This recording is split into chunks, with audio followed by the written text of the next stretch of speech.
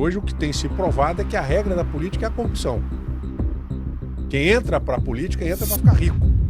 Muitos políticos saíram de mandatos de vereador, vira deputado estadual, de repente fica rico.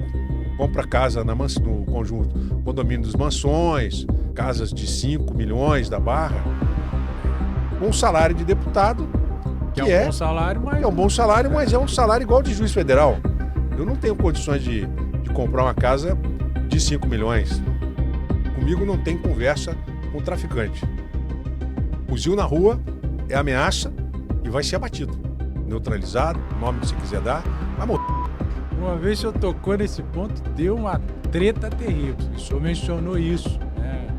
Que seria abatido qualquer um de fuzil, é ameaça iminente. Está no Código Penal desde 1945. O senhor ainda sustenta essa... É evidente, mas como que você pode imaginar que um sujeito de fuzil, ele não é uma ameaça iminente? Como governador, eu avisei. Não porte fuzil. Não sai de fuzil na rua, não. Troca por uma Bíblia. Se você sair, nós vamos te matar. Hoje, no Brasil, a política, ela está padecendo de um mal muito grande, que é a falta de caráter. Qual o maior problema da política hoje? Falta de caráter. As pessoas estão se elegendo para resolver os seus problemas pessoais e não resolver os problemas da sociedade. A doutora Lindora, de forma irresponsável, ela montou uma denúncia contra mim, sem provas, mas com uma narrativa que ganhou os noticiários. Aquilo pressionou deputados da minha base e acabou formando um consenso que era melhor tirar o governador Wilson Witzel, que não conhecia a política do Rio de Janeiro. O PT aqui no Rio de Janeiro apoiou o Sérgio Cabral, apoiou as dívidas que ele fez, está apoiando o prefeito Eduardo Paes, mas o problema é o Wilson Witzel. A população tem que estar atenta aos candidatos, porque governar o Rio de Janeiro vai exigir muitas mudanças. Muitos não estão dispostos a fazer essas mudanças, como nós fizemos em 2019, muitas mudanças. Muitos políticos querem uma conversa diferente, né? E talvez encontrem eco em outros candidatos, comigo não. E nós temos que insistir, nós não podemos desistir. Se você continuar votando nessas mesmas pessoas que não deram solução, nós vamos continuar sofrendo. Então nós precisamos mudar. E nós precisamos insistir na mudança.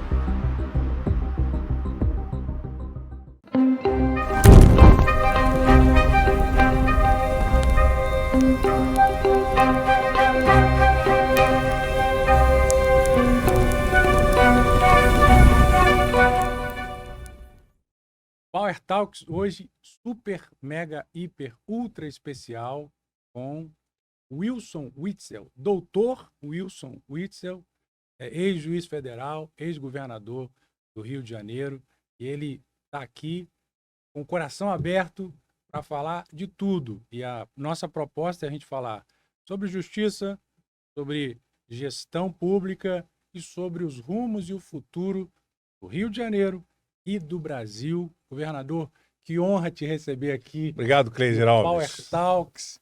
Muito obrigado por aceitar, pela nobreza de aceitar o nosso convite. Estou feliz de estar com o senhor aqui. Eu começo te pedindo para se apresentar para poucas pessoas que talvez ainda não te conhecem profundamente. E eu te convido para a gente conversar bastante francamente aqui, para tirar muitas dúvidas dos nossos amigos que estão nos assistindo agora. Obrigado, Cleiser Alves, pela oportunidade de estar aqui com você hoje no Power Talks e apresentar para a população do nosso estado, para a população brasileira, temas relevantes da sociedade, para que nós possamos encontrar soluções. Então, eu estou muito feliz de estar aqui, conversar com uma pessoa inteligente, um advogado, um homem de Deus, um pastor, e que está também dando a sua contribuição para a sociedade, aqui trazendo pessoas para conversar, para falar sobre problemas. Eu, além de juiz federal, Também fui defensor público aqui no estado do Rio de Janeiro, de 1998 até 2001. Eu fui defensor público, trabalhei em Nova Friburgo, em Vara de Família, Tribunal do Júri, trabalhei em Nova Iguaçu, trabalhei também em Nilópolis e Belfor Roxo. Então eu, como defensor público, atuei, né, nos tribunais do júri, em varas criminais, vara de família. A Defensoria Pública do Estado do Rio de Janeiro é um concurso dificílimo. Sim, sim. Foi meu primeiro grande desafio na área jurídica e eu conheci na Defensoria Pública muito do nosso Estado. A Defensoria Pública atende a população mais carente. É verdade. O maior escritório de advocacia do mundo é a Defensoria Pública do Estado do Rio de Janeiro. Não tem outro órgão que atenda tantas pessoas carentes como a Defensoria Pública do Estado do Rio de Janeiro, que eu tive a honra de pertencer e, como governador, também tive a honra de poder ajudar a Defensoria Pública. E, além de defensor público, eu também sou militar da reserva do Corpo de Fuzileiros Navais da Marinha de Guerra. Eu sou oficial de artilharia, vim para o Rio de Janeiro para ser oficial da Marinha, onde aprendi valores morais, valores profissionais que carrego até hoje. A minha vida não teria a mesma experiência que eu tenho hoje se eu não tivesse sido militar. Muitas pessoas talvez não entendam, mas a formação militar ela é uma formação bastante ampla. Você não aprende apenas a marchar, você aprende valores nacionais sobre soberania, geopolítica internacional, principalmente na formação de um oficial. E isso foi muito importante para a minha vida, como até hoje eu emprego conceitos da minha formação militar na minha vida, no dia a dia, né? E a minha primeira faculdade não foi Direito, né? Minha primeira faculdade foi Ciência da Computação. É mesmo, governador? Isso eu não sabia. Minha primeira formação profissional foi agrimensura, topógrafo. Eu me formei com 17 anos no Colégio Técnico, em topografia, lá em Jundiaí, São Paulo. Fui trabalhar com topografia, fazendo trabalho em ampliação de estradas em São Paulo, lá em Santos, e até a minha passagem para a Marinha, quando eu vim para o Rio de Janeiro, para poder fazer o curso de formação de oficiais na área de ciência da computação, e trabalhei no Corpo de Fuzileiros Navais nessa área, no batalhão de artilharia. Deu para perceber que estabilidade não é o teu negócio, né? Você já fez muita coisa. Isso é muito importante, né? Para a nossa formação, principalmente intelectual. Não que que eu esteja dizendo que o senhor está atirando para tudo quanto é lado, mas é muito bom essa experiência de vida. Eu também sou bastante inquieto. Eu costumo dizer que eu nem precisava estar aqui, mas eu gosto de conversar, eu gosto de aprender, eu gosto de socializar. Isso me traz um crescimento intelectual e acaba respingando em outras áreas da vida. Mas o senhor já trabalhou ou atuou em áreas estáveis, né, que muita gente sonha em chegar ali. O senhor chegou e acabou indo para outras áreas também. O que atraiu o senhor para não permanecer em um lugar específico? Olha, eu sempre fui um jovem muito inquieto. E a gente acha que é dono da vida, mas quem é o dono da nossa vida é Deus. Sim, sim. E eu creio muito nisso, né? Eu sou cristão, nasci num lar católico, hoje eu sou evangélico e acredito muito mais ainda, por tudo que eu passei. Inclusive o pastor dele está aqui, tive o prazer de conhecer. E o pastor César está aqui com a gente hoje. E eu hoje entendo que a proteção espiritual é muito importante, mas eu sempre fui muito inquieto. E essa inquietação é do propósito da minha vida. Sim, sim, sim. Acredito que tenha passado por várias experiências.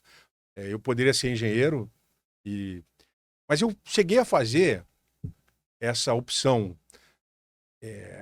Mas a vida da gente, Deus tem um propósito na nossa vida. A opção para parar, para a estabilidade. Eu me lembro o seguinte, eu tinha 17 anos e eu era agrimensor. estava me preparando para fazer engenharia civil, e recebi uma proposta da empresa Mendes Júnior para trabalhar no Iraque, 1987. Tava com quantos anos na época? 20, 21? Eu tinha, não, eu tinha 18 anos. 18 anos. 17 para 18 anos. Como eu me destaquei no meu trabalho, Uhum. e o engenheiro, ele estava recrutando empregados para trabalhar no Iraque. Naquela época o Iraque estava em expansão, com o Saddam Hussein investindo muito na ampliação de estradas e infraestrutura do Iraque por conta da exploração do petróleo. E eu recebi esse convite para ir trabalhar no Iraque. Um bom salário, $3.000 à época, e $3.000 hoje é um bom salário. E a proposta de fazer na Universidade de Bagdá engenharia. E depois esse diploma de engenharia seria validado pela Universidade de Oxford, na Inglaterra. E o meu engenheiro responsável era inglês. E ele me fez esse convite. No mesmo momento que eu tive esse convite, eu recebi a aprovação no concurso para oficial da Marinha aqui no Rio de Janeiro. E aí eu perguntei para minha mãe à época, uma pessoa muito simples, uma pessoa que sonhava em ser advogada. E depois a gente fala sobre o sonho da minha mãe e o que eu concretizei para ela como juiz. Então eu perguntei para minha mãe, o que a senhora acha? Eu falei assim, meu filho, ir para lá pro deserto, Pro muito Iraque. longe. O Rio de Janeiro é mais perto, né? E foi assim que eu tomei essa decisão de vir para o Rio de Janeiro e ser oficial da Marinha. Mas isso era Deus agindo. O senhor é natural de qual Eu sou natural de Jundiaí, São Paulo. Jundiaí, São Paulo. Sim. Terra da uva. Uhum. E eu tomei a decisão de vir para o Rio de Janeiro, ser oficial da Marinha. Fui muito feliz na Marinha, aprendi muito na Marinha. E, um dado momento, eu tomei a decisão de fazer direito. Entendi que eu poderia contribuir mais, aprender mais. E o direito, ele me motivava mais do que ser militar. Sim, sim. Naquela carreira que eu estava naquela época. Então eu saí da Marinha e fui fazer direito e fiz um concurso para o PrevRio, que é o Instituto de Previdência do Rio de Janeiro. Fui aprovado, tomei posse como analista previdenciário e trabalhei no PrevRio durante o período que eu fiz a faculdade. No meu último período de faculdade, eu fiz o concurso para promotor de justiça em Minas e fiz o concurso para defensor público do Rio e juiz de direito no Espírito Santo. Passei no concurso para defensor público do Rio de Janeiro e optei por ficar no Rio de Janeiro e não ir para outro estado da federação. Mais uma vez, Deus agindo, né? Deus agindo. Eu te quero aqui, né? Concordo que Deus está agindo, mas é impressionante. Ele fala assim, eu passei no concurso, como se fosse uma coisa simplória. E não é. É extremamente difícil. Não, olha, Todos os concursos que o senhor falou aí, a turma quer e... Eram 12 horas de estudo por dia. Né? sim. Opa, desculpa. Eram 12 horas de estudo por dia. Preparação. De preparação. Não é assim, vou ali, vou fazer um concurso, sim. Né? E vou fazer a prova. Não. Cada etapa dessa, eu estudei muito. Eu estudo desde os 10 anos de idade. Sim. Quando eu fiz prova para o Colégio Militar. Colégio Militar de Curitiba. Então, é uma vida dedicada ao estudo. Uhum. Nunca fui muito de ficar saindo para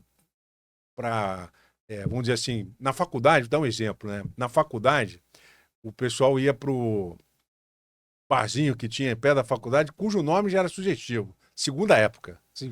O cara que ia pro barzinho segunda época já estava rotulado que ele, né, vamos dizer assim, não teria sucesso. E eu queria já ser juiz quando saísse da faculdade, promotor.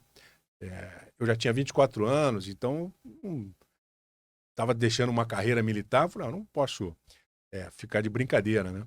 Então eu, quando estava na faculdade, não tinha aula, os alunos iam para segunda época. Eu ia para a biblioteca. Né? O bibliotecário, ele era tão meu amigo que ele foi na minha posse de defensor público e na minha posse de juiz federal. Que legal. Eu falei, você é convidado especial, porque todo livro que chegava na biblioteca novo, ele me falava, ó, o Witzel, chegou um livro novo aqui, ó. E você podia emprestar 5 livros, eu sempre emprestava 10. Porque tinha alguém que me emprestava a matrícula para eu poder pegar os livros para poder estudar, fazer o concurso, né? Muitas obras têm que ser consultadas. Então, por exemplo, só uma disciplina de processo civil, eu consultava 5 obras de referência, né, para poder fazer a prova do Ministério Público de Minas, depois a prova para defensor público do Rio de Janeiro, em que eu fui aprovado, né, no primeiro concurso que eu fiz para defensor público. E foi muito importante para mim. Então, Deus vai traçando a tua vida. Claro. A gente tem que entender que há um propósito. E Deus vai te mostrando e vai te colocando no teu coração aquilo que você tem que fazer. Então, fui muito feliz lá no Preve Rio. Hoje, infelizmente, o Preve Rio está numa situação muito ruim, depois de gestões do atual prefeito Eduardo Paes. Destruiu a poupança previdenciária do Preve Rio, vendeu imóveis.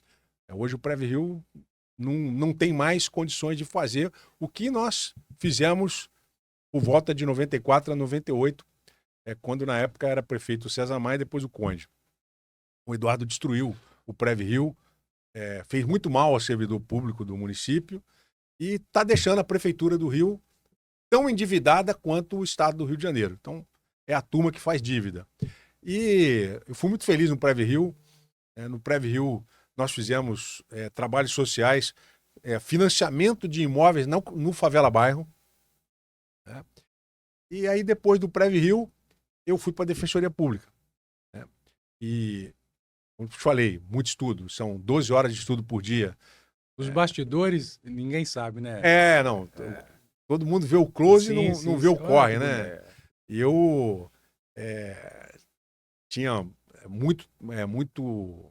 assim, muita dedicação que eu aprendi aonde? Na vida militar. O militar é determinado, você tem que atingir o objetivo, cumprir a missão, ainda com o custo da própria vida. Então eu sempre fui determinado a fazer aquilo que eu me propunha a fazer e fazer bem feito, né? Fazer o mais perfeito possível. Mas o senhor tinha um exemplo a ser seguido na família? Eu sou advogado porque meu pai era, ou não, o senhor não, meu pai desbravou mesmo? Meu pai era torneiro mecânico. Torneiro mecânico. Eu nunca quis mexer com metalurgia. Nunca tive essa vocação. Meu pai foi empresário. Infelizmente, ele não teve sucesso nas empresas dele. Isso também me fez não querer ser empresário e fui para o serviço público e fui muito feliz no serviço público. Você falou com muito carinho da sua mãe. Sua mãe, ela atuava em alguma área? Minha mãe é empregada doméstica. Empregada doméstica. Nossa vida foi uma vida muito difícil. Nós chegamos a ter um problema de doença do meu pai na família e só não passamos fome porque os vizinhos ajudaram. Minha mãe estava cuidando do meu pai, minha irmã novinha, criança, eu 7 anos, minha irmã com 9. E nós fomos ajudados aí para não passar fome nessa época aí que eu tinha uns 7, 8 anos. Mas meu pai se recuperou e a vida seguiu. Mas minha mãe é uma mulher muito forte, foi trabalhar de empregada doméstica para poder suprir. A minha irmã tomava conta de mim, do meu irmãozinho mais novo, Alexandre, que é capitão do Exército.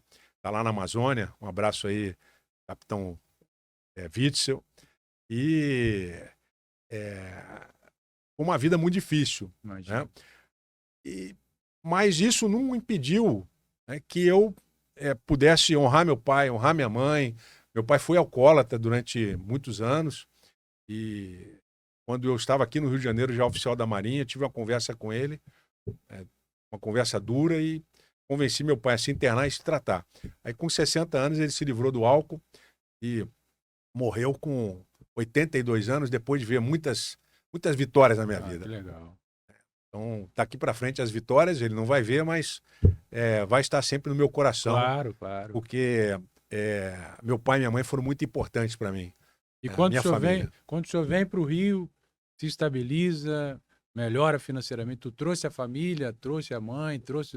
Olha, meu pai e minha mãe, eu fiz um compromisso. Minha mãe é viva ainda. E fiz um compromisso. Quando eu passei para a Marinha, eu fiz um compromisso. Falei, mãe, pai, dificuldade que vocês estão passando, daqui até o fim da vida de vocês eu vou pagar o aluguel de vocês, que meu pai não tinha casa própria. E até hoje eu honro. Onde a minha mãe mora, eu pago o aluguel dela, ajudo nas despesas dos gastos com ela, que ela não está podendo andar. Então, eu pude honrar e estou honrando até hoje esse compromisso desde os meus 20 anos. Eu estou com 57. Legal. Então, honrar pai e mãe não tem erro, né? É algo que é importante para qualquer um. Então, eu ajudei muito meu pai e minha mãe. Mas, quando eu fui morar no Espírito Santo, o juiz federal lá no Espírito Santo, meu pai e minha mãe moraram lá no Espírito Santo comigo. Eu falei, pai, aqui é muito lindo e eu quero dar essa oportunidade de vocês viverem nesse lugar maravilhoso. Aí, durante 5 anos que eu fiquei no Espírito Santo, meu pai morou lá num apartamento que eu aluguei para ele e ele passeava naquela praia, vivia bem. Então, eu pude dar isso de presente para o meu pai e para minha mãe, né? 5 anos vivendo no Espírito Santo, né? Ali na praia de Vila Velha, onde eles foram muito felizes. E isso foi um momento de muita felicidade. Eu fui para o Espírito Santo, ser juiz federal lá, juiz da 2ª Vara Criminal, professor da Universidade de Vila Velha, que eu também sou professor há 30 anos, né, de Direito. Né, e conheci a minha esposa como aluna. Ah, que legal. A Helena foi minha aluna de Direito Penal.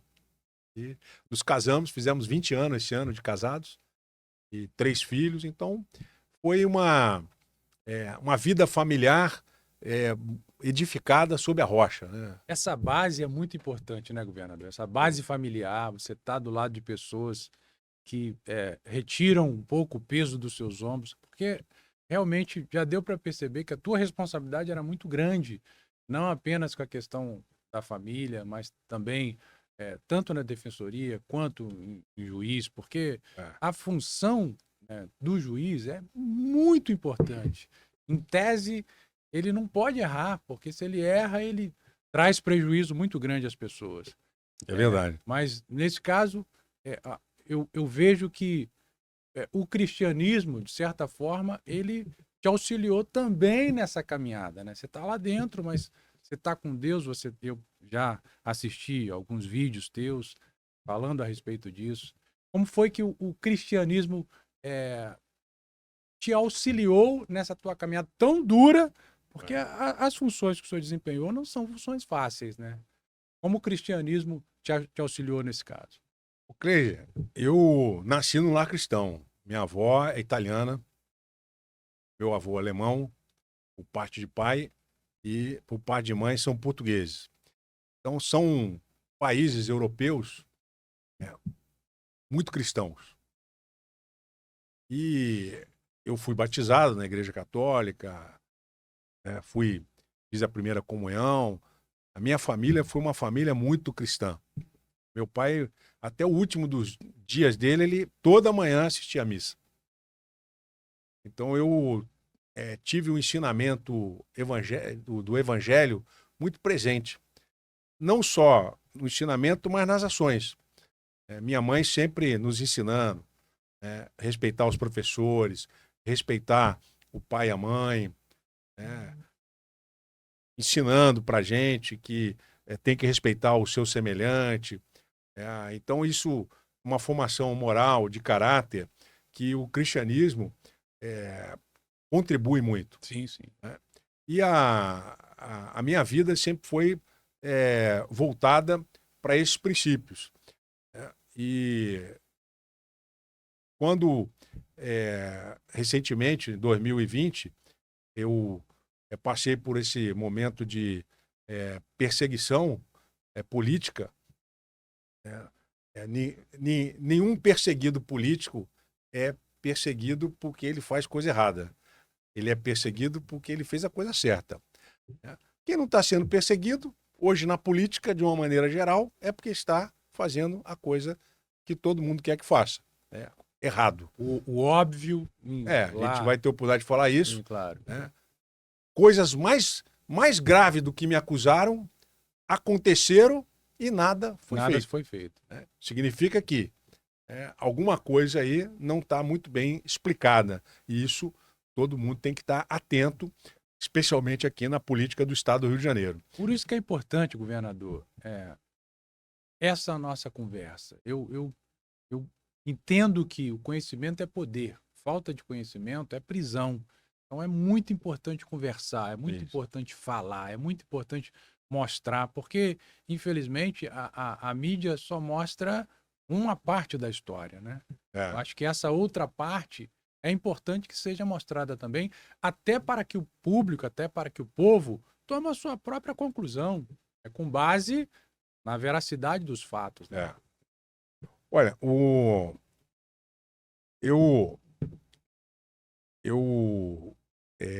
tenho uma formação cristã, uma formação militar, fui juiz federal durante quase 20 anos. Como juiz federal, eu sempre procurei tomar as minhas decisões em oração, pedindo direção a Deus. O meu batismo na igreja evangélica foi a consagração do meu compromisso com Cristo, com o Evangelho, e foi muito importante para minha família.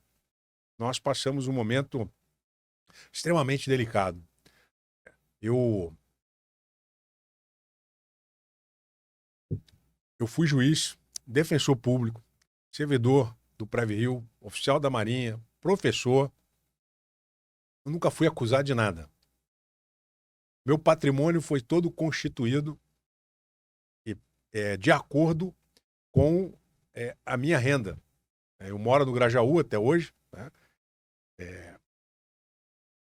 E no momento que eu tomo a decisão de ser candidato a governador, né, depois de muito amadurecer a ideia, foi numa situação que o Rio de Janeiro vivia uma catarse, uma crise sem precedentes.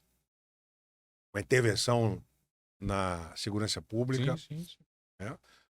Uma crise econômica sem precedentes. E eu, vendo o cenário, né, eu entendi que eu poderia colaborar ajudando a resolver o problema da segurança pública do Rio e resolver o problema da economia. E o resto vem. Social, educação, saúde. Então eu tinha uma visão da política, né, de como funciona a política de forma orgânica, e aceitei o desafio, né, um chamado de Deus, de ser candidato a governador e colocar à disposição da sociedade. Governador, o que muita gente não entende, né, é exatamente essa decisão do senhor. O senhor tinha estabilidade financeira, o senhor tinha um bom cargo, o senhor tinha família estruturada, o senhor tinha uma história pregressa muito bonita. Por que o senhor decide abdicar dessa estabilidade, dessa vida boa, até porque o senhor podia dar uma vida melhor para os seus familiares, para os seus filhos, para os seus pais, para a sua esposa? Quando foi que surgiu essa ideia e por que surgiu essa ideia, uma vez que o senhor estava bem? O senhor estava, entre aspas, com a vida tranquila, né? Eu sei que toda função e toda profissão tem os seus problemas, mas qual foi o start que falou assim, eu posso ajudar, eu quero ajudar, sabendo que cada ação tem uma reação. Você não pode estar em dois lugares ao mesmo tempo. Para estar lá, o senhor tinha que abrir mão disso aqui. E como é que foi essa decisão de virar essa página? Olha, o cidadão, quando eu falo cidadão, eu falo homens e mulheres, a sociedade, são todos participantes da política. Mas poucas pessoas têm coragem, disposição de enfrentar a política, de se colocar à disposição e apresentar soluções.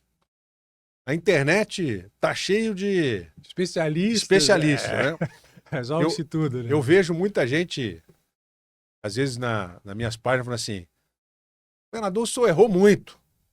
Eu acho que quando o cara fala assim, governador, você errou muito, eu acho que essa pessoa já deve ter sido governador em 2 mandatos, essa pessoa já foi presidente da República, né? Eu acho que as pessoas muitas vezes não têm noção da dimensão e da complexidade que é governar um estado como o Rio de Janeiro. E de Principalmente por ser um estado do Rio de Janeiro. e tudo né? que aconteceu. Então eu vejo que há uma incompreensão da sociedade quando alguém que está numa situação confortável, então, aprovado no concurso de juiz federal, já na carreira para numa carreira em que eu em breve seria desembargador do Tribunal Regional Federal. Para muitas pessoas, isso é algo que não tem uma explicação lógica, né?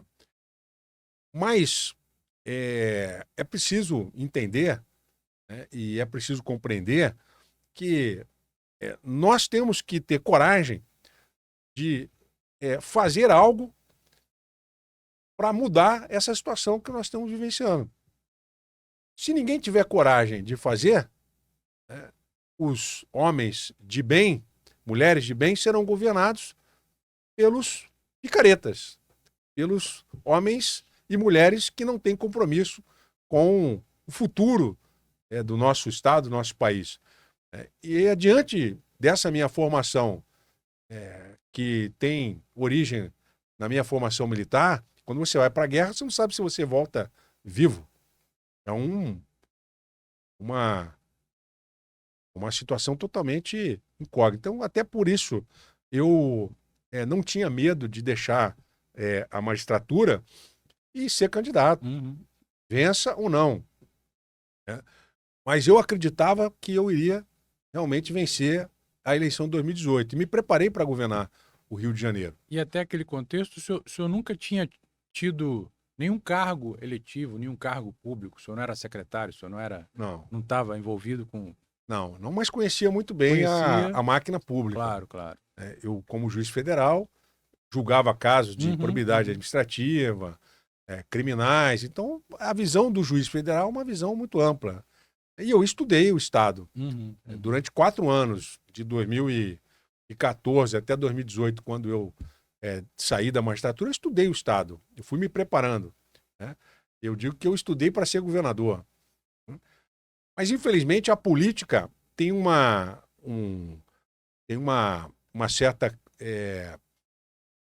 vamos dizer assim, um costume da política que não aceita quem vem de fora. Não, peraí, como você não foi vereador, não foi deputado, de repente você quer ser candidato a governador? Como assim? Então, essa é uma visão muito ruim da política brasileira e dos partidos. Hoje você não consegue, com facilidade, participar de um partido político se você não tiver a aceitação, não é aceitação ideológica, mas você não tiver a aceitação de que você vai aceitar, de que você vai fazer parte do grupo e vai se sujeitar às regras do grupo. O que é lamentável, porque o povo fica fora, né? O povo não tá fora dessa situação. Né? Exatamente. Hoje o que tem se provado é que a regra da política é a corrupção. Quem entra para a política entra para ficar rico. E nós vamos analisando, né? Muitos políticos saíram de mandatos de vereador, vira deputado estadual, de repente fica rico. Compra casa no condomínio dos Mansões, casas de 5 milhões da Barra, com salário de deputado, que é um bom salário, mas... É um bom salário, mas é um salário igual de juiz federal. Eu não tenho condições de comprar uma casa de 5 milhões. Então, o político, ele entra para a política para ficar rico. E 90% do que a gente está vendo hoje é isso. Então, quando eu entro para a política, eu entrei com o compromisso de fazer política e não de ficar rico. E o que eu percebo é que a maioria dos políticos tem objetivos que não são aqueles pelos quais a população acredita que votou neles. Tu acha que é a maioria? A maioria. É. É só olhar o patrimônio. É só começar a olhar o patrimônio da maioria. Né? O patrimônio começa ali com 50 mil reais, de repente o cara está hoje com 1 milhão. Muitas vezes o patrimônio nem é muito alto, mas ele está com sinais exteriores de riqueza. Morando em casas de 5 milhões, ostentando carros que não são acessíveis ao cidadão de classe média. Então é muito... hoje no Brasil, a política no Brasil, ela está padecendo de um mal muito grande, que é a falta de caráter. Qual o maior problema da política hoje? Falta de caráter. As pessoas estão se elegendo para resolver os seus problemas pessoais e não resolver os problemas da sociedade. E eu fui na linha completamente contrária aos interesses individuais, ao interesse pessoal. E isso assustou a política do Estado do Rio de Janeiro, que estava preparada para outro governador. Principalmente pela forma como foi, né? O senhor chega praticamente sem nenhum apoio e, de repente, a coisa fluiu e 4 milhões e 500 mil votos. É muita coisa. 4 milhões e 650 mil. 650 mil, é isso aí. Realmente foi inédito, né? Nunca tinha acontecido. Inédito. Eu acredito que a população ela entendeu que alguém que foi juiz federal estava extremamente preparado para governar o Rio de Janeiro, especialmente na questão da segurança pública. E nós tivemos em 2019 um período muito importante de mudança da segurança pública, em que nós trouxemos a questão das câmeras de reconhecimento facial, começamos a melhorar eletronicamente a vigilância da Polícia Militar. Hoje é uma realidade no Brasil, mas naquela época foi uma inovação, né? Uma inovação, exatamente. A primeira vez que nós usamos uma câmera de reconhecimento facial foi aqui no Rio de Janeiro, num jogo no Maracanã, em que 8 pessoas foram presas porque tinham um mandado de prisão em aberto. E isso hoje está aí já uma realidade. Né? Então, muitas coisas que eu trouxe nesse pouco período que eu governei o Rio de Janeiro chegaram para ficar. Uma delas é a modernização da vigilância do policiamento ostensivo. Coisas que eu fiz na Polícia Civil foram desmontadas, que estavam voltadas para o combate à lavagem de dinheiro, enfraquecimento do crime organizado. Isso foi desmontado na Polícia Civil do Rio de Janeiro. E muitos políticos têm medo da investigação da lavagem de dinheiro. Cronologicamente, então, governador, vamos voltar. O senhor chega, um outsider, nunca havia participado, se coloca como candidato, apresenta-se para o povo, pouquíssimo tempo de TV na época, né? Pelo menos no primeiro... 19 segundos. 19 segundos. 19 segundos. Ou seja, uma cara completamente nova. Porque a juíza Denise tentou também, não conseguiu. E ela tinha muito mais apoio que o senhor na época, né? A juíza. E aí o senhor entra ali. O senhor entra como governador, algo realmente inovador. Qual foi as suas grandes dificuldades de implantar a sua visão? Qual foi as suas grandes dificuldades ali nos momentos iniciais, vamos dizer assim? E depois eu queria falar o top 3 da tua visão. O que o senhor acha que o senhor mais contribuiu para o estado do Rio de Janeiro? Algumas ações, elas são invisíveis. E a população nem tem noção do quão importante foram as ações. E o que assustou a política do Rio de Janeiro é que eu nunca tratei com ninguém de qualquer tipo de recebimento de vantagens em qualquer tipo de contrato, com qualquer tipo de empresa. A conversa comigo, no meu gabinete do governo do Estado, sempre era uma conversa que poderia ter sido gravada, transmitida. Conversas absolutamente republicanas. Dentro e fora do gabinete, nas conversas pessoais. Nunca ninguém tratou comigo sobre qualquer tipo de vantagem indevida. E talvez isso tenha assustado. Eu não sei como é que Cabral e companhia lidava com as pessoas da política, mas comigo não tinha esse tipo de conversa. O senhor não permitia que chegasse Não ou permitia. chegava e o senhor... Não. O senhor Até nem chegava? até quando eu era juiz, nunca nenhum advogado me fez alguma proposta.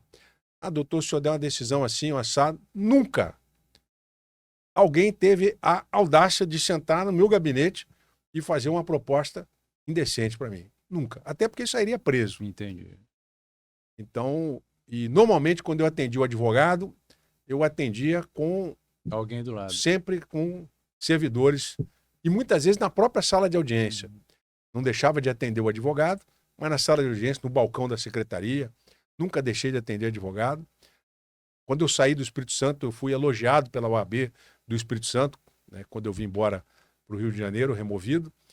Então, eu nunca tive esse tipo de conversa com nenhum político. Né? E também não recebi dinheiro de tráfico de drogas, milícia ou qualquer organização criminosa. Nunca foi provado nada contra mim, até porque não existe. O que existe são narrativas que foram feitas exatamente para me derrubar. Uma perseguição lamentável que eu sofri e o Rio de Janeiro voltou a ficar no estado de calamidade que está hoje. Então eu assustei muita gente. A Polícia Militar, ela tinha uma nomeação exclusiva do governador. Eu nomeei o secretário de Polícia Militar, extingui a Secretaria de Segurança Pública, porque entendo que ela não tem, na matriz constitucional, necessidade de existir. A Secretaria de Segurança Pública, ela não ajuda a Polícia Militar e muito menos a Polícia Civil. Quando você cria a Secretaria de Polícia Militar, você coloca lá um delegado da Polícia Federal. Todo respeito aos delegados da Polícia Federal. Eles não entendem policiamento ostensivo. E também não conhecem a realidade da Polícia Civil. Então, que tipo de secretário é esse que foi nomeado? E pode ser um coronel da Polícia Militar que muitas vezes também não conhece o trabalho da Polícia Civil. Né? Então eu optei por ter o secretário de Polícia Militar e secretário de Polícia Civil. Deu muito certo. O problema é que eu não permitia que as nomeações dos secretários fossem políticas. Fiz muitos acordos para que os partidos me ajudassem a governar, mas nunca aceitei interferência na área da segurança pública. Então esse foi o primeiro ponto que a segurança em 2019 mudou. O bandido começou a perceber que ele não conseguia chegar no comandante do batalhão e ter qualquer tipo de favorecimento. Na milícia, nós também tivemos uma atividade, um combate contundente na milícia, então a segurança pública no Rio de Janeiro de 2019 mudou completamente. Você acredita que o ponto alto da sua gestão foi realmente a segurança pública? O que mais apareceu no meu governo foi a segurança pública. Eu peguei um programa Segurança Presente que estava completamente destruído, reconstruí esse programa e comecei a implantar ele nos bairros com maior movimentação para poder evitar o roubo da transeunte, evitar arrastões. E um programa que é sucesso até hoje. Mais de 50 bases de segurança presente. E nós também começamos a melhorar a vida do policial, comprando a folga do policial, através do programa de segurança presente. Criei um programa Marcha da Cidadania para tirar os moradores de rua, tirar faca, estilete, tesoura e ajudar os moradores de rua. O programa Marcha da Cidadania, com psicólogo, com assistente social. Então, esse programa foi o começo da mudança no combate ao crime organizado no Rio de Janeiro. Roubo de carga caiu absurdamente. Fizemos um patrulhamento importante nas nossas estradas e tínhamos muita coisa ainda para fazer. Mas o crime organizado, ele percebeu que comigo não teria conversa. E o crime organizado, nós estamos vendo aí, Comando Vermelho, PCC, eles estão infiltrados hoje na máquina administrativa e na política. Sim, sim. Infelizmente. A deputada que assina o meu impeachment, ela é denominada pelo Ministério Público do Rio de Janeiro como a madrinha da milícia. Essa deputada Lucinha, que é do partido do prefeito do Rio de Janeiro, o Eduardo Paes, do PSD, essa deputada, ela estava desesperada com o nosso governo. Porque a milícia que ela é acusada de fazer parte é a milícia do Zinho, que nós combatemos de forma contundente na Zona Oeste. Ninguém mexia no comandante do batalhão que policia a Zona Oeste. Então essa deputada fazia discursos inflamados para que o governador Wilson Witzel não continuasse a governar o Estado. Juntamente com outro colega de partido dela, que é do partido do atual prefeito, que já manifestou que tem apreço pela milícia. Essa é a realidade que nós estamos vivenciando. E tem que, o eleitor tem que ficar atento. Quem é esse prefeito do Rio de Janeiro, que tem aí uma cara de bom malandro, do carioca, tá? Mas é um sujeito perigoso. Quer vir para governo, né? Extremamente perigoso. Está fazendo uma campanha muito forte para vir ao governo estadual. Mas ele não vai ser governador do Rio. Ele não vai ser governador do Rio. A população não vai permitir que o Rio de Janeiro seja jogado num buraco pior do que o está hoje, pior do que nós assistimos com Cabral e companhia. Porque esse sujeito e o grupo dele é um grupo que gosta de fazer dívida. Isso é um dos pontos extremamente ruins. Mas mais do que isso, é um grupo que está disposto a qualquer coisa, até negociar com quem eu jamais negociei. Comigo não tem conversa com traficante. Fuzil na rua é ameaça e vai ser abatido. Neutralizado, nome que você quiser dar, vai morrer. Governador, o senhor tocou, uma vez o senhor tocou nesse ponto, deu uma treta terrível. Acho que foi a entrevista que o senhor deu, se não me engano, para a Rede Globo. Isso. E o senhor mencionou isso, né?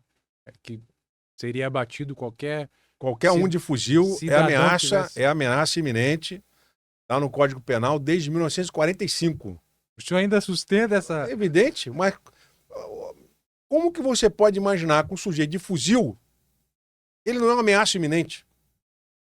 Então eu assumi o governo e avisei. Quem estiver de fuzil vai ser abatido. Através de uso, inclusive, de atiradores de elite, que não erram. Não tem erro. Eu sou atirador de elite, a luneta não te deixa mentir. Você vai saber que aquilo é um fuzil e vai ser abatido. Como governador, eu avisei. Não porte fuzil. Se tiver portando fuzil, as polícias militares e civil vão abater e neutralizar. Quem está de fuzil, se ele tomar um tiro na coxa, ele continua atirando. Se ele tomar um tiro no ombro, ele continua atirando. Então ele tem que ser abatido fatalmente. Isso é uma técnica que qualquer polícia no mundo utiliza. Mas tem um aviso. Eu avisei. Quem tiver de fuzil vai ser abatido. Não foi algo que não foi avisado. E eu tenho certeza que muita gente não tem coragem de fazer isso. Porque tem compromisso. Tem compromisso. São políticos profissionais que vão usar de todos os seus subterfúgios para enganar o povo. A última que eu vi agora, o prefeito Eduardo Paes foi vaiado no dia 15 de outubro. Os professores vaiaram o prefeito. Primeira coisa que ele fez no 4º mandato dele foi mexer na carga horária do professor para prejudicar o professor. Isso irritou a classe, né, governador? O que esperar desse sujeito como governador? Mas ele tava com o Lula e o Lula deu alfinetada no senhor. Pois eu acho muita covardia alguém atacar, né, da forma como atacou, sem que eu esteja presente para me defender e sem falar toda a verdade dos fatos. Né? Eu nunca fui condenado por corrupção, não tenho nenhuma ação de probidade contra mim em relação aos fatos do impeachment, né? Não há nenhuma ação de probidade. O Ministério Público do Estado do Rio de Janeiro não ingressou com nenhuma ação de probidade contra mim, né? Nem o processo de impeachment, a condenação política envolveu corrupção. Eu fui condenado politicamente porque eu prometi 7 hospitais de campanha, no meio da pandemia só entregamos 2, porque não tínhamos condições de entregar os 7 e não foram pagos os 7 hospitais. Na medida em que as coisas iam acontecendo, a fatura era paga. Não houve superfaturamento, mas tudo isso foi criado uma narrativa. A narrativa que havia superfaturamento, nada provado. Mas foi a narrativa que eles utilizaram para impedir que eu continuasse meu governo. Até porque o impeachment, ele é 100% político, né? Isso. Então, assim, qual é a tua visão, né? Essa narrativa, que o senhor não concorda, tudo bem. Então, por que aconteceu, na tua visão, o impeachment, governador? Fala aí para nossa turma. Porque o impeachment aconteceu porque estávamos próximos das eleições de prefeito e durante a pandemia havia uma preocupação da política como seriam as eleições para prefeito com o governador Wilson Witzel. E evidente que eu já tinha alguns candidatos, inclusive para o Rio de Janeiro. E a política estava preocupada com essa situação, mas mais preocupada ainda estava o crime organizado da minha continuidade como governador por 8 anos, talvez, aqui no Rio de Janeiro. Iria pensava em se reeleger na época? Eu pensava, né? Sim, a minha ideia era ser candidato à reeleição. Sim, sim. Em acerto com o presidente Bolsonaro, eu seria candidato à reeleição no Rio de Janeiro. Então houve uma movimentação do crime organizado, que teve apoio, sim, de deputados na Assembleia Legislativa. Alguns casos já estão aparecendo. O caso da deputada Lucinha, madrinha da milícia, condenada por corrupção. Né? Então, esse evento aí do presidente Lula, ele fez uma acusação contra mim. Ele te chamou de quê, governador? Olha, eu não Nem se lembra. vou nem repetir, porque... Não chamou de corrupto, né? Não chamou de corrupto. Né? Sim, eu lamento profundamente, porque o PT aqui no Rio de Janeiro apoiou o Sérgio Cabral, apoiou as dívidas que ele fez, está apoiando o prefeito Eduardo Paes, mas o problema é o Wilson Witzel. Mas voltando um pouquinho, na época o senhor não tinha maioria, por que eles passaram esse impeachment? Não foi falta de tato, de conversa? Não. O que houve ali, governador? Olha, infelizmente, a narrativa que foi criada pelo Ministério Público Federal por uma única procuradora, isso é importante que se diga, a doutora Lindora, cujas decisões dela, inclusive, estão sendo revistas hoje pelo Procurador-Geral da República. Então, a doutora Lindora, ela, de forma irresponsável, ela montou uma denúncia contra mim, sem provas, mas com uma narrativa que ganhou os noticiários. E a política, ela se move pela imprensa, né? Aquilo pressionou deputados da minha base e acabou formando um consenso na própria Alerj, pelo grupo que comandava a Alerj, que era melhor tirar o governador Wilson Witzel, que não conhecia a política do Rio de Janeiro. Então havia uma certa insatisfação, porque o dinheiro que fosse arrecadado da venda da SEDAI, eu não permitiria que fosse gasto de qualquer jeito. Também isso era uma outra questão. Então, eles precisavam me tirar antes da eleição de 2020 para que o dinheiro que viesse da SEDAI fosse gasto como eles bem entendessem. Aí vem o escândalo do CEPERJ, eu não faria isso, né? Infelizmente, foi criada uma conjuntura, né, de perseguição.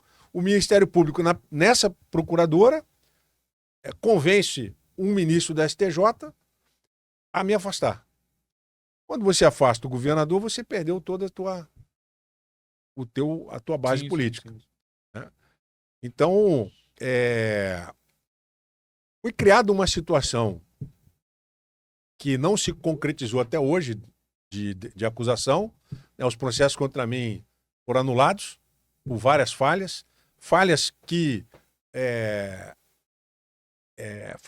ocorreram exatamente porque foi feito de forma errada, é uma investigação que foi feita só para ter mídia, né? E nós fomos impedidos de continuar o governo, né, por essa articulação política. E o senhor se sente traído, então, pela... Eu sei que é muito pesada essa palavra, traição e tudo, mas o senhor sente que não teve o apoio que deveria ter, pelo menos da tua base? Olha, houve uma irresponsabilidade muito grande dessa procuradora, doutora Lindora. Essa senhora, ela foi motivada, aí não sei qual foi a motivação dela, política, mídia, ela foi motivada a fazer uma denúncia contra mim em 3 meses. Eu não tive tempo de... Imagina, você é advogado. Como é que você faz uma denúncia contra o governador numa investigação que começou em julho, em agosto, ela fez 4 denúncias contra mim. Com base numa delação que não tinha fundamento. Eu sequer tive oportunidade de me defender. Eu fui impedido de continuar meu governo e, a partir daí, um grupo da Alerj toma conta do governo, coloca um cabresto no governador, vem o escândalo do CEPERJ, a segurança pública naufraga totalmente, que é o que nós estamos assistindo hoje. Quem manda hoje é o crime organizado, porque eles ganharam a eleição. Quem ganhou a eleição contra mim foi o crime organizado. Está aí, né, para quem quiser ver. Então, o que nós temos que fazer agora é reagir. Eu me coloco novamente à disposição. Sou pré-candidato a governador. Ou seja, o senhor não tem nenhuma condenação, questão de ficha limpa, essas coisas? O senhor está... Estou apto a disputar a eleição em 2026. Pretende vir a governador? Sou pré-candidato a governador. Estou conversando com alguns partidos, tomando essa definição. E tenho tido muita aceitação da população. dos partidos e muitos políticos que também entenderam que foi muito ruim a minha saída.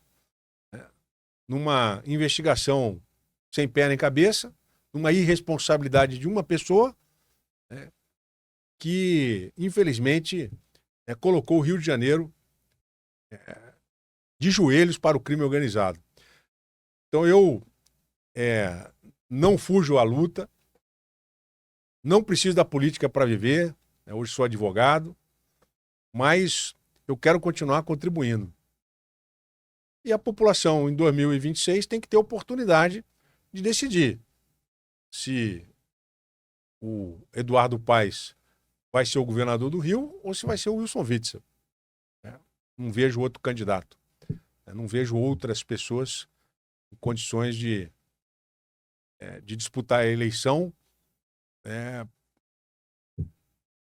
pelo que está posto hoje, né?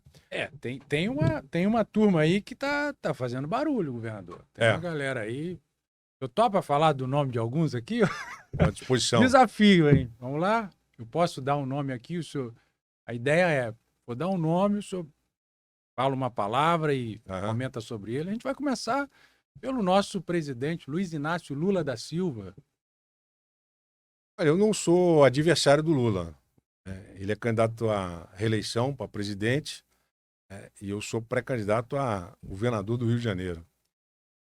O Rio de Janeiro tem uma situação muito grave, que é a dívida, e que o governo federal está ajudando a piorar. Então, o que esperar do governo federal, esse que aí está hoje, para 2027? Então, a população tem que ficar atenta a isso. Então, tem um outro aí, Jair Messias Bolsonaro, o que o senhor acha dele? O presidente Bolsonaro sofreu uma condenação pelo Tribunal Superior Eleitoral, está inelegível essa condenação. É difícil, mas pode ser revertido, né? Pode ser revertido. Muito difícil, Eu acredito na possibilidade de reversão. Entendo que a condenação a qual lhe impuseram é uma condenação que juridicamente é contestável, que eu não estou falando com profundidade, porque não é o ambiente, mas eu, como advogado, se tivesse lá no processo, eu teria tranquilidade de defender a nulidade daquela condenação, sim, sim. Porque não se adequa à realidade jurídica. A lei e o fato em si não justificam a inelegibilidade. Porque uma opinião do presidente, ele tem uma visão e essa visão tem que ser respeitada. Ainda que ela não seja concretizada, mas a opinião tem que ser respeitada e não pode ser criminalizada. O que aconteceu com o presidente é que criminalizaram as opiniões dele. Então, se ele puder ser candidato, é um candidato que a população coloca confiança, deposita confiança e que tem chance de ganhar a eleição. Então, além desses dois, tem uma galera aí, de repente, vou falar alguns nomes, se você lembrar de outro, seria o governador de São Paulo, Tarcísio, está fazendo um bom governo. Tem o Ratinho também, Júnior. O Ratinho já desistiu. Desistiu mesmo? Desistiu. Ele vai cuidar da... Ele está em altos e baixos, né? Ele desistiu. Eu vejo que o tem Tarcísio... governador do Rio Grande do Sul, né? Não, esse não tem a menor condição de ser candidato a presidente. Porque não quer ou porque não... Ele não tem o perfil para ser presidente da República, embora seja um bom governador. Ciro vem governador, não vai se meter. Não vai se meter. Eu entendo que o Eduardo Leite é uma boa pessoa, mas ele vai ter dificuldade em relação à grande parte da população de entender o programa dele de governo. E o outro é o Caiado, né? O Caiado que também é um bom candidato, barulho. É um bom candidato, tem experiência como governador, embora o estado de Goiás seja um Estado muito bem organizado, do ponto de vista da segurança pública, e ele tem uma experiência inegável, 2 mandatos como governador, senador, tem todas as credenciais para ser candidato a presidente e será um bom candidato a presidente, pela experiência, pela estrutura que ele apresentou para o estado de Goiás. Então, eu acredito que o governador Caiado tenha realmente condições de ser um representante da direita, né? E trazendo ao nosso contexto regional, Rio de Janeiro, a gente tem aqui alguns nomes que já estão sendo ventilados, né? Tudo é algo ainda está bastante distante, mas que eu me lembro, vem o governador Antônio Garotinho, que inclusive ele mesmo demonstrou que tem interesse, o Washington Reis também. O Garotinho, eu acho um grande erro ele ser candidato a governador. Por quê, governador? Porque ele tem 2 condenações de improbidade administrativa que estão com liminar. Bem, eu não tenho nenhuma condenação contra mim. Gosto muito do Garotinho. Sou amigo dele. Ele, da Clarissa. Não tenho uma relação muito próxima com o Vladimir, mas gosto também do Vladimir. Acho uma família que muito contribuiu para o estado do Rio de Janeiro. Mas o Antônio Garotinho, ele tem que resolver primeiro essas condenações dele, que é um risco muito grande. Segundo ele, já está resolvido, governador. Não. Bom, eu, olhando o andamento lá no Supremo Tribunal, ainda não julgou. Está pendente uma condenação por improbidade, né? Que eu analisei e entendi até que é injusta. Do ponto de vista legal, eu não tenho o menor problema de advogar para ele, inclusive. Sim. Né? Mas eu acredito que seja um risco ele ser candidato com essas decisões que ainda estão, né, em julgamento. Sim. Que é o mesmo caso do Washington Reis. Uhum. Washington Reis está inelegível, condenado numa condenação por crime ambiental. Nós estamos tendo aí a COP 30. Eu acho muito difícil o Supremo Tribunal reverter essa situação. Mas Washington Reis, prefeito de Duque de Caxias, me ajudou muito na época que eu fui governador, tenho uma boa relação com ele, né? E se for candidato, ambos, tanto o Garotinho quanto o Washington Reis, eu já disse a ambos, né, vão engrandecer o debate, né? E são políticos que conhecem bem o interior do estado do Rio de Janeiro, e que, nos seus governos, trabalharam muito pelo social. O Garotinho e o próprio Washington Reis trabalhou muito ali na área da saúde. Também ajudei muito ele no Hospital Adão Pereira Nunes, durante o período da Covid, antes, assim como ajudei no Nova Iguaçu, o Hospital da Posse, fiz investimentos de mais de 50 milhões no Hospital da Posse com o prefeito o Rogério. Então, são importantes personagens da Baixada Fluminense, do interior do estado, que agregariam muito no debate, mas, como eu disse, eu acredito que não há viabilidade. Do outro lado tem o Bacelar, que foi até indicado, né, pelo Cláudio Castro, e o prefeito Eduardo desindicado, né? Olha, o Rodrigo Bacelar, ele tem que explicar o que aconteceu. Porque ele foi secretário de governo do Cláudio, ele atuou muito na administração do Estado, e eu entreguei o Estado em 2022, embora não tenha concluído meu mandato, mas eu entreguei o Estado com superávit de 22 bilhões de reais. A população não tem nem noção do que é isso, mas é muito dinheiro. A arrecadação do Estado toda é de 100 bilhões. Eu deixei 22 bilhões de lucro. Trabalho que eu fiz com a concessão da SEDAI, que está dando problema porque eu não tive a oportunidade de terminar o projeto e foram modificados alguns elementos do projeto e está dando esse problema que hoje nós estamos enfrentando. Mas eu entreguei o Estado com 22 bilhões de superávit. Peguei com 18 negativo. 18 bilhões negativo, entreguei com 22 bilhões. O o Bacelar, presidente da Assembleia Legislativa, responsável por votar o orçamento, está entregando em 2026, provavelmente, com menos 20 bilhões. Então, ele pega com 22 bilhões e entrega com menos 20. Então, diante desse cenário, é melhor o sujeito fazer outra coisa na vida. Porque já mostrou que não tem a menor capacidade de mudar a situação que nós estamos vivendo no estado do Rio de Janeiro hoje. E o Eduardo Paes é a mesma coisa. Mas aí, voltando ao Bacelar, ele tá ali, mas tem alguém por cima que é o Cláudio Castro. Será que ele... E aí?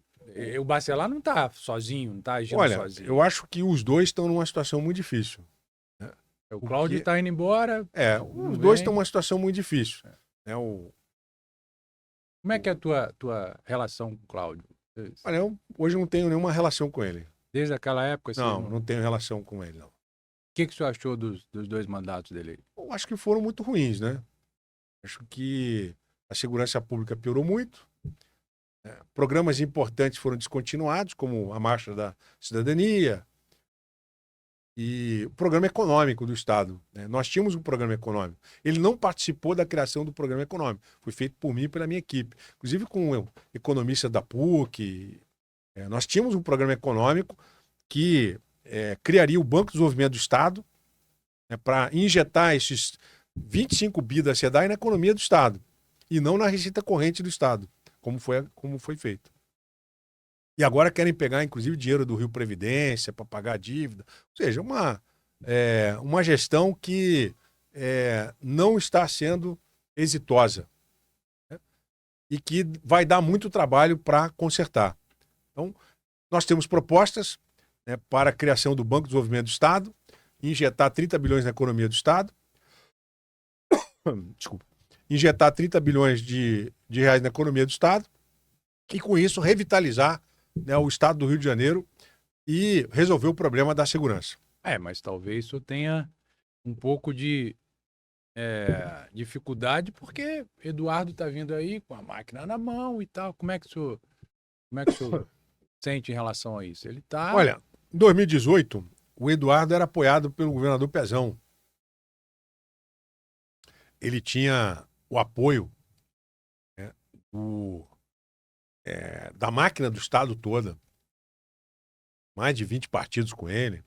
Todos os prefeitos do Rio de Janeiro, exceto o prefeito Crivella, apoiavam Eduardo. E muitos vereadores da capital apoiavam Eduardo. A política gosta mais do Eduardo que de mim. A política. Diz assim, a grande parte da política gosta mais do Eduardo que de mim. Mas quem elege é o povo, né, governador? Aí você falou tudo. Quem elege é o povo. Ou seja, tem aquela frase, né? Já combinou com os russos, né? Hitler tentou invadir a Rússia, Napoleão tentou invadir a Rússia e os dois se deram mal, porque não combinaram com os russos. Né? Tem aquele inverno russo. Então, daquela forma, o russo foi deixando terra arrasada. Né? E é o que eles estão fazendo. Eles estão deixando terra arrasada, né? E o povo está insatisfeito. Né? Se você perguntar para o povo do Rio de Janeiro, você está satisfeito? Ele vai dizer, não estou satisfeito. Né? 2019 foi um ano diferenciado? Foi um ano diferenciado. 2020, na pandemia, também foi um ano diferenciado. E havia esperança. Eu, conversando com pessoas em vários bairros, as pessoas dizem, já não podemos mais andar. Em 2019, estavam podendo andar na rua. O celular, tivemos o Rock in Rio, em 2019, foi um sucesso. O turismo do Rio de Janeiro estava em ascensão, sem todos os problemas que nós estamos vendo hoje de arrastão e etc. Então, a política, o Eduardo está prometendo. Não sei se ele vai conseguir manter isso até a eleição de 2020, até a eleição de 2026. Mas eu tenho conversado com muita gente na política também, né? E já expliquei que nós temos condições de salvar o Rio economicamente. Como, governador? Como? Bom, o Rio tem uma dívida hoje de mais de 200 bilhões com a União. Seja quem for o presidente da República, mais uma vez eu vou propor que a dívida seja paga com infraestrutura para o Estado do Rio de Janeiro, como eu tinha proposto isso ao presidente Bolsonaro. o que o Rio de Janeiro deve tem que ser gasto com o Rio de Janeiro e não ir para o cofre da União para fazer outra coisa.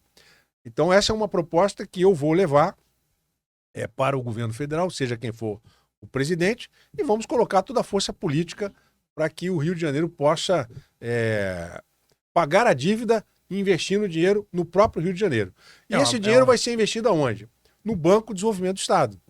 Então, o que eu quero propor ao governo federal é criar um Banco de Desenvolvimento do Estado. O dinheiro que for para o Banco de Desenvolvimento do Estado, ele vai ser gasto na ampliação da indústria do Rio de Janeiro, do comércio do Rio de Janeiro, do serviço do Rio de Janeiro e também na educação. Vamos investir na educação profissional, vamos investir na educação convencional, vamos melhorar as universidades do Estado, né? Eu pretendo fazer mais um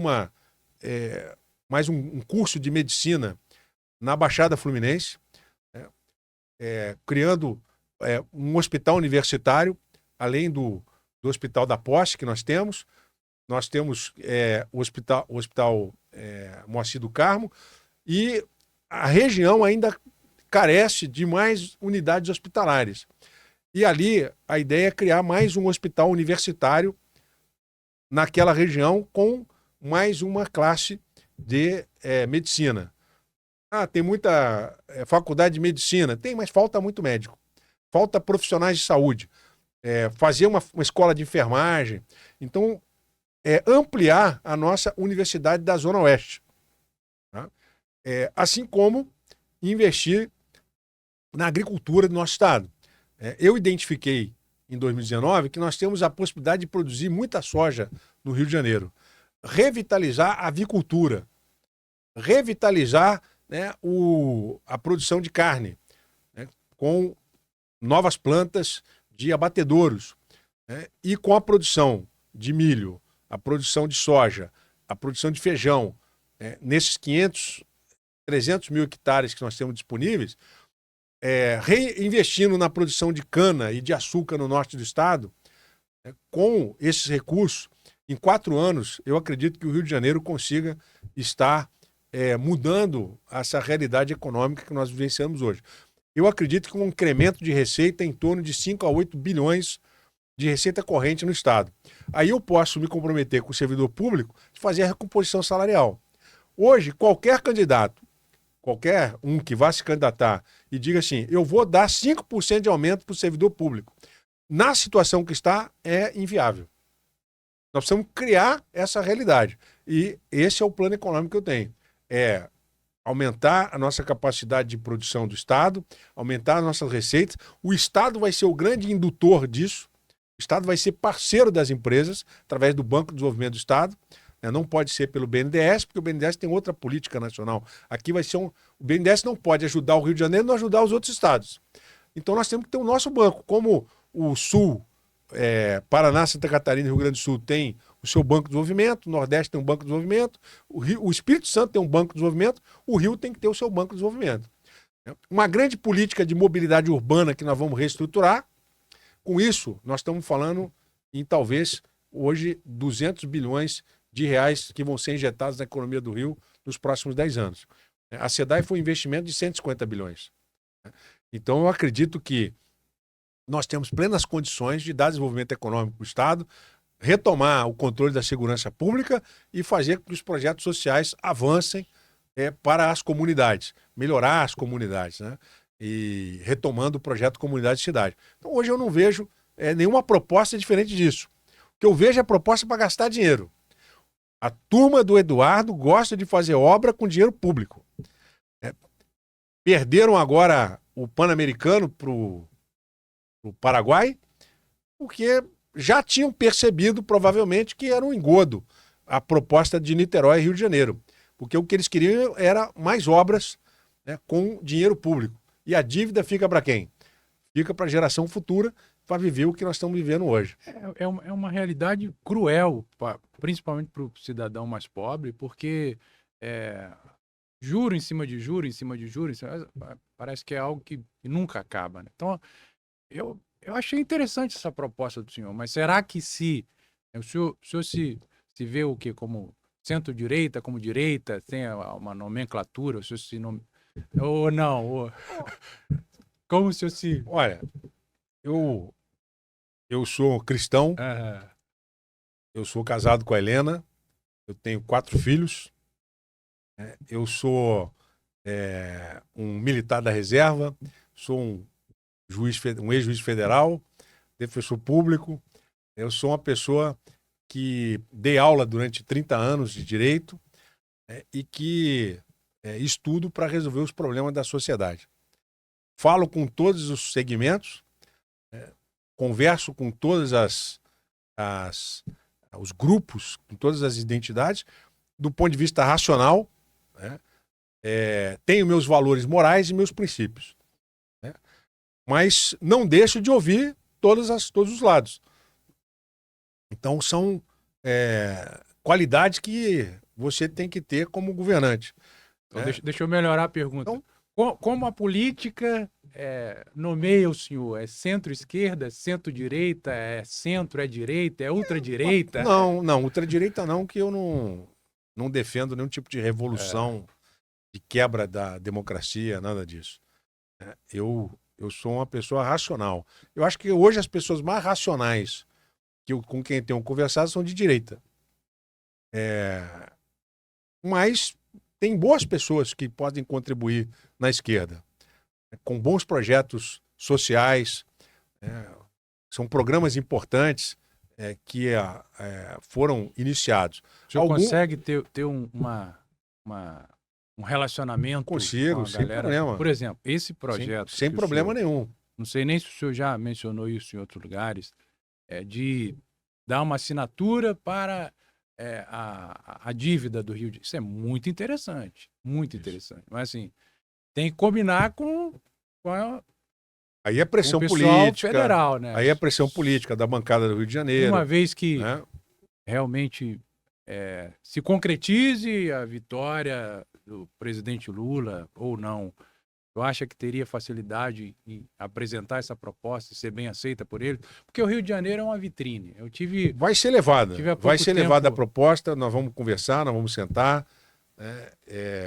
Meu pai foi metalúrgico, então, independente de quem for o presidente, né, nós vamos dialogar. Porque o Rio melhorando, o Brasil melhora, né, governador? Exatamente. O Rio melhorando, o Nordeste melhorando. Então, o que nós queremos é que o Brasil melhore. E eu pretendo ajudar o Rio de Janeiro. Certamente, quem for presidente da República, se o Tarcísio for candidato, eu vou apoiar o Tarcísio como candidato a presidente. Se for o Caiado, vou apoiar o Caiado como candidato a presidente, porque tem uma identidade e uma relação melhor com eles. E acredito que nós possamos trazer um projeto econômico para o Brasil muito melhor do que o que está posto aí. Mas a população é que vai tomar a decisão dela em relação ao presidente da República. Eu vou continuar aqui apresentando propostas para resolver o problema do Rio de Janeiro. Que são muitos, né? Quer alguns políticos queiram, quer alguns políticos não queiram. O que importa é que o povo quer. A população tem que olhar quem tem capacidade de resolver os problemas que ela está enfrentando hoje. Não dá para eleger mais amadores. E nós temos que insistir. Não foi o povo que me tirou do governo. Foram alguns políticos que nem estão mais na LERJ, nem conseguiram renovar seus mandatos. Então nós temos que insistir. A população tem que ser resiliente, tem que entender o que aconteceu, e olhar os candidatos, o perfil, as propostas e quem tem maior capacidade de resolver os problemas do Rio de Janeiro. É assim que eu penso. Não quero trazer, em hipótese alguma, treta, discussão e tal, mas assim, é fato que eu teve um certo desentendimento, talvez não com o Bolsonaro, mas com a família Bolsonaro. Não, está resolvido. Como é que já. está isso? Se resolveu? Completamente resolvido. Tem um bom relacionamento com eles? Esse é completamente resolvido, não tenho problema nenhum com a família Bolsonaro. Eu sou cristão, eu evito problema Sim. com qualquer um. Mas Eu tenho minhas posições. Claro. Muitas vezes não coincidem. E aí nós temos que discutir. E a melhor forma é dialogar. Virar, né, virar a cara e não conversar é a pior forma possível. Mas temos um ótimo relacionamento, estamos conversando bem e acredito eu que nós vamos estar juntos na eleição em 2026. Vai ser melhor para o Rio de Janeiro, vai ser melhor para o Brasil. Já definiu questão de partidos? Como é que tá essa conversa? Estamos conversando. Tá bem alinhado. Vamos deixar para falar sobre partido em 2026. Até lá vamos falar de propostas, vamos falar de ideias e vamos falar do cenário. Até abril tem muita coisa que vai Abril tem acontecer. muita coisa para acontecer. Entendeu? Governador, eu estou muito feliz da tua presença aqui. Obrigado. Está chegando ao final, né? Eu queria que o senhor, nas considerações finais, o senhor deixasse aí uma palavra ao nosso povo do Rio de Janeiro, que realmente a gente está vivendo um momento conturbado, né? Eu vejo que a política ela é muito importante, principalmente para o mais pobre, para o mais debilitado, né? Tudo acontece e acaba nessa necessidade que nós temos da política e dos políticos. Exato. Infelizmente, eu tenho uma visão bem positiva em relação à política. Eu vejo que existe uma minoria muito barulhenta que acaba prejudicando a maioria. Eu quero crer que sejam pessoas corretas e honestas. Mas a gente está precisando muito, né, de soluções, a gente está precisando muito de pessoas que se coloquem à disposição do povo, né, que não pensem na próxima eleição, mas que pensem em auxiliar quem está ali, principalmente aquele menor, o empresário, o empreendedor. E a gente vê que o Rio de Janeiro ele foi muito, ao longo de muito tempo, muito dependente da questão do petróleo, e isso acaba prejudicando, porque esses altos e baixos, o menor acaba sendo prejudicado. Estive no Panamá. Panamá é um país pequenininho, mas eles investiram muito na questão do turismo e tem dado muito certo, né? Verdade. Então, e o Rio de Janeiro ele tem uma possibilidade, principalmente nessa questão do turismo, muito grande. Mas, dito isso, eu queria que a gente finalizasse, se o senhor desse uma palavra de conforto, de consolo a quem no Rio de Janeiro está vivendo um momento muito difícil e a gente está aí ansioso para saber o que vai acontecer, né? O que podem fazer para melhorar não somente o nosso estado, mas também a nossa cidade. E eu vejo que o senhor se coloca, né, como um dos que se propõem a fazer algo pelo povo. Então, nas suas considerações finais, fala para o nosso grupo. O Cleiser Alves, obrigado pelo carinho, pela boa conversa. Vamos repetir essas conversas futuramente. Ainda tem muito tempo para ter a eleição, mas a população tem que estar atenta aos candidatos, porque governar o Rio de Janeiro vai exigir muitas mudanças. Muitos não estão dispostos a fazer essas mudanças, como nós fizemos em 2019, muitas mudanças.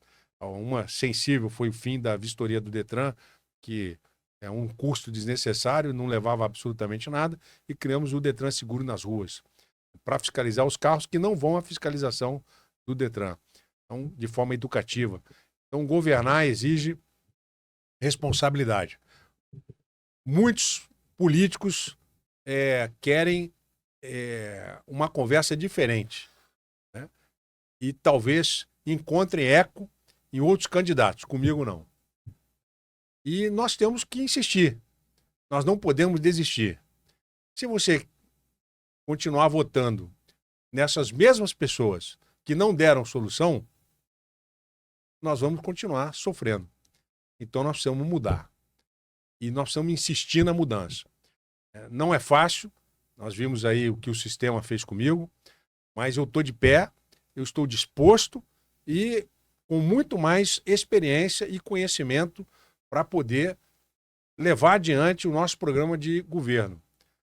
Enfrentar o crime organizado, enfrentar políticos que não merecem o seu voto, e tenho certeza que nós vamos estar em 2027 governando novamente o Rio de Janeiro, fazendo as mudanças que têm que ser feitas, melhorando a economia do nosso estado, resolvendo o problema da segurança e voltando a ter esperança de dias melhores no nosso estado. Então é isso que nós temos que acreditar. Então, eu estarei aí participando, né, nessa pré-campanha e depois na campanha para governo do estado em 2027.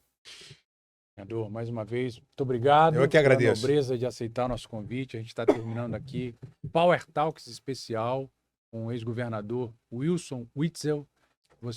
Se você gostou desse papo, é muito importante que você analise tudo que foi dito aqui, você analise muito bem, o seu voto é muito importante. E se você gostou desse papo, manda aí para pelo menos 100 pessoas e te aguardo aqui no nosso próximo encontro. Vamos avançar juntos.